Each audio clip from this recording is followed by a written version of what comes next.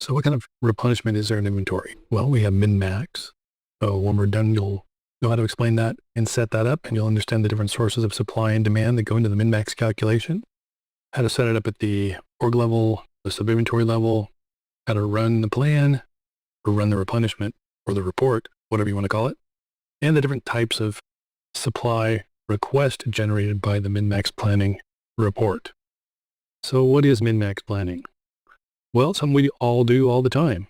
I can almost guarantee that you fall into a category of when your fuel on your vehicle, if you have one, gets to a certain point, you generally will go fill it up, whether it's half tank, quarter tank, or if you're one of those that waits till the little light comes on, the bell goes ding, ding, ding. Everybody has that threshold. We have a threshold for our favorite beverages, favorite cereal or breakfast foods, paper goods. Generally, when they get to a certain level, we go and replenish them. Historically, this is a process for items that are pretty easy to get, short lead time, and the value is not that high. The other items, a lot of times we'll use the planning engine to tell us what point we should bring those in the back door so we can consume them quickly so they're not sitting around in stock and costing us a lot of inventory dollars. So what does min-max planning recognize as sources of supply and demand? Well, if we go around the horn and start with inventory, that's where the material is, that's where the transactions are happening, and that's where a lot of the things can kick off. Material that is on a requisition or purchase orders can be seen as supply. Manufacturing can consume material, but it also can fulfill supply for min-max replenishment. And order management can be leveraged through order orchestration to kick off a movement of material, but more often than not is going to be a source of demand. So what's the calculation look like? Well, in simple terms, it's what we have on stock, or rather in stock, and the system will suggest bringing us back up to our max based on consumption of material that goes below the minimum. Another thing to remember is if you have fixed lot multipliers and or you've set up things where you have to buy quantities from a supplier in certain amounts, then the system will take that into respect, and you should probably set your min-max planning numbers accordingly just to make it make sense. You can also manage how far out the system is going to look for supply and demand. You can calculate the min-max based on a specific rule. This feature allows you to set the policy parameters to define an aggregate classification level. To achieve this, it aggregates item categories into classifications. It enables a set of input policy parameters to be defined under the policy profiles. You can define as many policy profiles as you need. It enables the policy profiles to be associated with the different classifications. The parameters are applied from aggregate levels to item locations. Min-max values are calculated and published. These calculated min-max values serve as inputs into the existing min-max planning process. This feature allows you to automate the maintenance of thresholds and improve customer service levels by dynamically updating the amount of inventory you keep on hand. In addition, it helps to reduce costs by calculating the economic order quantity for the replenishment when appropriate. At the item level, you can identify individual items that you want to use min-max planning for reporting and generating the new replenishment request. You identify the source type in addition to the min-max quantities that will be used to determine when to place replenishment orders. Additionally, reorder policy parameters are provided to determine min, max, and fixed lot multipliers to use when determining the actual reorder quantity requests. Lead time options may also optionally be set at the item sub-inventory level. The pre-processing days and the processing days are used to set the need-by date on a purchase order request. Post-processing is used during min-max processing when determining the supply date cutoff for purchase orders. Supply is included as a source of supply when calculating the total available quantity if the due date plus the post less than the supply cutoff date. Runtime parameter entered when initiating the min-max process. So all that being said, test it are the attributes. So when you generate the min-max report, you need to set up the item planning attributes, set the sub-inventory and item sub-inventory attributes. If you're running at that level, run the report. To run the post, first set up the planning attributes at the inventory organization or you identify the item source details at the inventory org level, and you can identify individual as min-max planned at the item level. If you are also using min-max planning at the sub-inventory level, you can optionally set up sub-inventory planning attributes for individual items at that level. So a lot of flexibility to run the report and optionally generate the supply request printed min-max planning report as a scheduled process.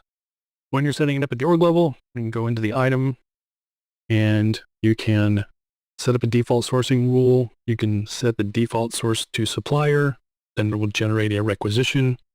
You can identify the default rounding rule to be used when generating the reorder quantity or the replenishment. Again, if you set the fixed slot multiplier, all that good stuff, it will respect that. The item level, if you identify individual items that are used in min-max and they're going to generate the replenishment, you identify the planning method as min-max, whether you want to make or buy. In addition to the min-max quantities, when you set it up, you can define the fixed lot multiplier that will show up on the replenishment requirement or replenishment request. If an item is a make item, it will generate a work order and have the built-in WIP option set to yes. Source type, organization, supplier, or another sub-inventory. So the material will be purchased, moved, or order, move it over.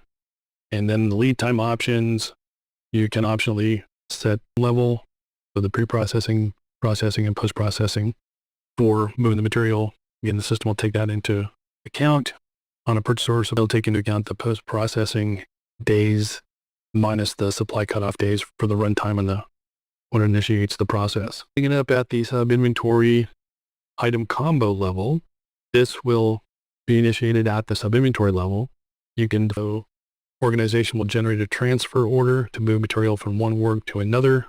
If it's this, it'll create a sub-inventory transfer. You can say move it from a sub-inventory. Not sure why you'd use one or the other. But anyway, sub-inventory is going to movement request from one sub-inventory to another, and supplier is going to generate a purchase requisition. And the rest of them are the same. So your scheduled process needs to run the report. You can run it periodically, or you can manually go in and run it. You can define if you want it to pick up just the nettable sub-inventories or non-nettable ones, look at the demand, on-hand information, take into account the requisitions, transfer orders, replenishment, movement, or the demand quantity. The system calculates the demand quantity by using the information from existing sales orders, transfer order requests. You can net unfulfilled sales orders and transfer order demand against the on-hand quantity. This optionally includes all demand or just the demand that has inventory reservations assigned. You can include work in process job component requirements and demand as well. The on-hand quantity displays the sum of the on-hand quantities expected on hand by the supply cutoff date. The system calculates on-hand quantities using the transfer orders, work orders, purchase requisitions, purchase orders, movement request, and unprocessed supply requests in the supplier order request interface table. When creating requisitions, transfer orders, movers, that will happen when you say set the restock to yes. So you can run the report as just a report to see when you flip it to restock, it's going to kick off the replenishment supply based on however things are set up. For the purchase recs, transfer orders, work orders goes into supply chain orchestration interface table. You must run the process supply chain orchestration interface process in the supply chain orchestration area to create actual supply orders. And if you do not have Oracle manufacturing and supply chain management installed, then you must run the requisition import process to create the requisitions. Movement requests are created directly by the min-max process, so no additional setups are needed. So the min-max report, calculate min-max replenishment quantities for items.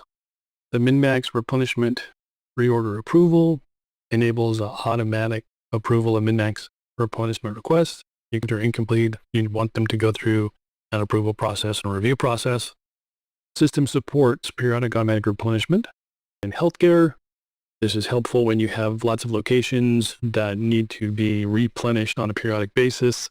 They may or may not be inventory items. It could be as linens for beds, or it could be consumables, maybe suture removal kits. It could be surgical kits. So you can set the locations for our accounting. You can leverage the REST service to capture and post quantities, and then it'll kick off the replenishment for the par locations. If you're going to use par locations, if you go out to docs.oracle.com and query up par location management, there's some information out there as well. So let's go run the min-max at the order level. And before we go do that, quick summary. So we've talked about min-max planning again.